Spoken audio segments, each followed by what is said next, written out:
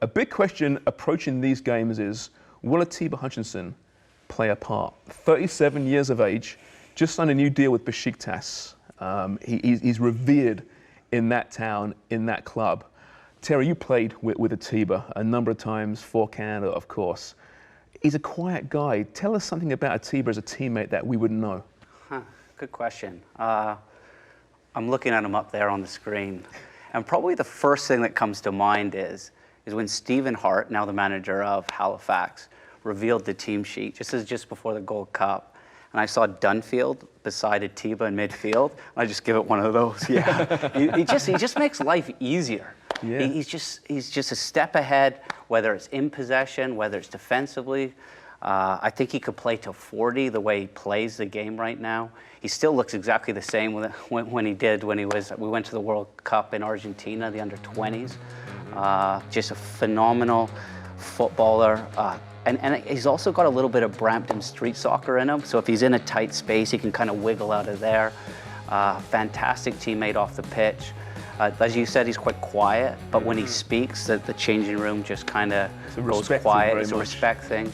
But just makes life easier, whether it's on the field, off the field. Yeah, tremendous human being, like just a great guy, and hugely successful, and really the counter opposite to Alphonso Davies. Really what we're seeing is this exposure, massive exposure from this player, which is terrific in Canada, but I think we missed out in Canada on Atiba Hutchinson, certainly the exposure. He doesn't care about it, but I think, Terry, for the actual young players and following somebody that they can idolize, really missed out on the boat here. And for a guy that won tournaments and trophies in Holland, Denmark 4 or 5 titles, in the Copenhagen all-time 11, Canadian Century 11, you know, couple titles with Besiktas as well, massive club in Turkey. He is a god there. And he comes over here and he's not even recognized. It's really quite amazing how that It's frustrating, isn't it? Let's be honest. And how the Lou Marshall Award ignores him every single time. I promised I wouldn't be talking about Lou Marshall Award regarding Atiba, but it's nonsense. He hasn't been considered.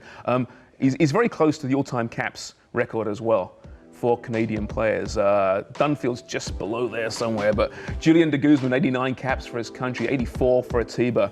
The same with Paul Stalteri, of course.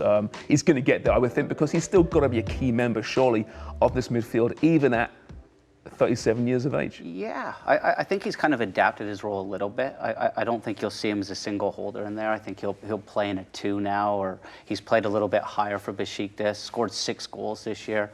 4 of them, funnily enough, off of set pieces, so he's a beast on set pieces, so bring him up. But you know what's interesting about him too is with all the success that he's had in Europe, and as you know, it's difficult to get back to play for Canada, but he loves playing for Canada. And if he can get back, and John wants him in the squad, he'll be here. And I think once the draw comes out tomorrow, there's a ton of variables. What's travel like from Turkey? Do we have to charter him back? How do we get him back? But you know, he scored against St. Kitts. You know, if he doesn't score against St. Kitts in the pre-World Cup qualifying, that was a big goal. So he definitely has a role to play. Do you think, guys, that maybe Atiba, because I know he certainly would want to have come back to North America at some stage, and a designated player position would certainly be for him, but do you think because of his lack of exposure and the star power that he doesn't have, what he should have, played a part in him not coming back? And certainly the money that he could have made or is making in Turkey is more than he's going to make. I just don't think the DP is a good fit for him here. Yeah, we'll see. I mean, he could still play certainly in MLS at a very high standard. We'll ask John Herdman about Atiba on tomorrow's show, actually, when John Herdman joins us after the draw for the CONCACAF World Cup Qualifying campaign. It goes around 1 p.m. tomorrow, and here's how it looks for Canada. You see the seeded teams already in the Oct, as I call it, of course. Canada falls into pot 1 of the pre-qualifying to get into the Oct with El Salvador, Curacao, Panama, Haiti, and Trinidad and Tobago. After that, there's potentially a tricky route to the next knockout phase. Canada likely, if all goes according to plan, would play Haiti in the next phase, but of course there's some good teams in there. Guatemala in particular, of course, beat the States not too long ago, so it's never easy for Canada. And Craig, you know better than most, it can be a tricky journey to get through there and navigate your way through CONCACAF to to the Hex, or in this case, the Oct. I think one of the major problems at the international level for any coach is that you would love to be working week in, week out with them, and knowing what your best 11 is, knowing what your situation, your nuances are between different players and systems, but you can't do that. And I think the bottom line is the team's squad for Canada is strong enough to get to it. But Terry, how is that going to work out? And is John Herdman going to have everybody available for all these games? I really doubt it. Yeah. How are they going to do that? Yeah, I don't think you want to underestimate anybody. I think you want everybody available if possible. But I think it's going to be difficult to get players over here. I think you look at the St. Kitts game, we just sort of scraped by them. It wasn't easy.